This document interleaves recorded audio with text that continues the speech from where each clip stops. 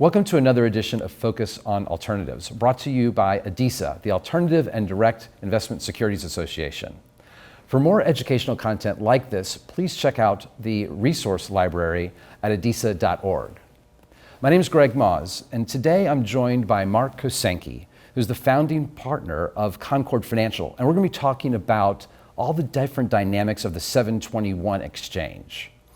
Mark, can we start off by what is the 721 exchange? I know 1035 for annuities, I know 1031 for properties, but what's the 721? So a 721 exchange goes back to a REIT structure. The REIT structure goes back to the Eisenhower administration when REITs, or real estate investment trusts, were actually created as a way of holding real estate. Section 721 actually stands for the code section of the IRS, which allows you to take a piece of property and put it inside of that REIT or upreit it, and in exchange for operating partnerships in the REIT itself. So it's a way of getting out of real estate management, but putting it into a REIT structure, and the transaction is completely tax deferred. So I'm getting rid of my property, I'm putting it into a different structure, and I'm not incurring a capital gains on that transaction. Okay, that makes sense. Can you expound on that and maybe explain more how it's different from the 1031 exchange? Sure, in a 1031 exchange, I'm exchanging real estate for real estate. So if I sell my piece of property, I have to buy another piece of property or several pieces of property.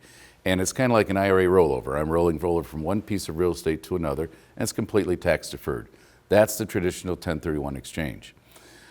I can then do that for the rest of my life. I can swap to you drop. I can exchange as long as I want. 721, I'm putting the property into an operating partnership. Once I do that, I lose my ability to 1031 exchange going forward. So while both transactions allow for tax deferral, right, one transaction allows you to keep doing that, and the other one, I've kind of given up my control of doing that exchange going forward. That makes sense. So if an investor is going to deliberately go out and pursue a 721 strategy, what are the main advantages to that? Well, the advantages is typically I'm owning 1-2 pieces of property. And if I do an exchange, I'm going to own 1 or 2 pieces of property. When I exchange into a 721, whether it's a non-traded REIT, a public REIT, a private REIT, REITs typically are going to own dozens and sometimes hundreds of properties. So I have diversified myself from 1 or 2 properties to maybe in some cases several hundred. So the diversification is a big reason why you would do a 721 exchange. The REIT is also going to produce income, and that income now is dependent on all those properties, not just one. So again, I'm getting that diversification. And then it's a different exit strategy. When I own the operating units of a 721 upreit, I can sell all of them, part of them, so I have a little more control over my exit strategy, as opposed to, well, if I own this piece of property, I can't sell 5% of it, I'm selling the whole thing. So it does give me a little bit of an exit strategy when doing that. And then a lot of families will use it for estate planning purposes as well. Expound on that more. What do you mean by estate planning purposes? Well, the whole idea is to defer your taxes today, and if you plan it right, never pay the taxes. So in a 1031 exchange, we call it swap to you drop.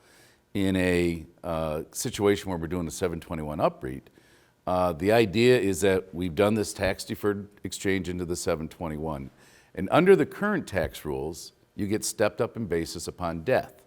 So what you're actually looking for is to hold that operating partnership until the death of the owner.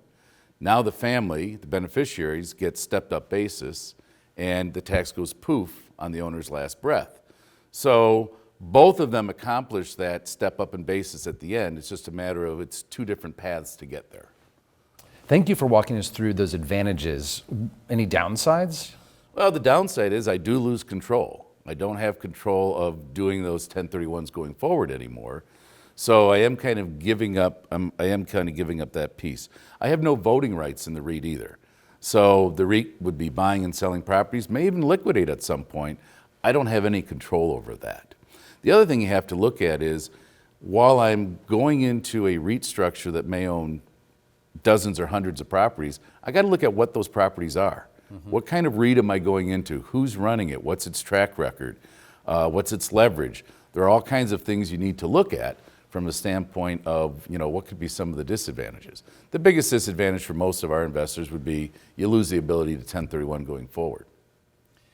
So as an investor is weighing the options here, what are the key factors that an advisor and investor should look at in deciding to pursue a 721 transaction?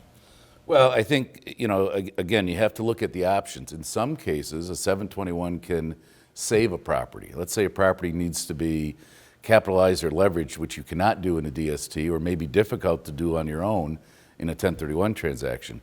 By putting it into a 721, the REIT would have the opportunity to maybe correct the property, leverage it, do some capital improvements, where you can't do that in some of the other structures. So that's certainly a consideration. You may be saving yourself by doing the 721. Again, I think you've got to look at what's your estate planning purpose. Do I want to be able to get out of this all at once, or do I want to be able to step out of it maybe, selling pieces of my operating property, operating partnerships, as opposed to selling it all at once? So I think you've really got to, excuse me, I think you really have to look at what is the ultimate goal of the exchanger, and do these factors that play into the 721 really work for your estate planning?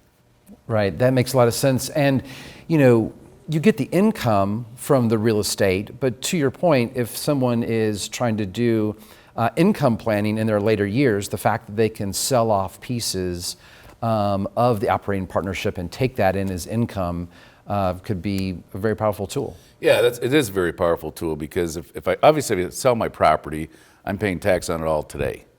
If I go into the operating partnership of a 721, I may be able to sell 10% a year over a course of time and spread that tax, and again, spread that risk. I spread the tax, I still create income, and I have the ability, I guess, to do a little more orderly exit strategy as opposed to waiting until somebody dies. Right.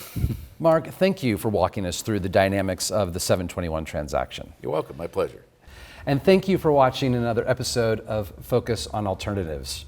For more content like this, please visit adisa.org. Thank you.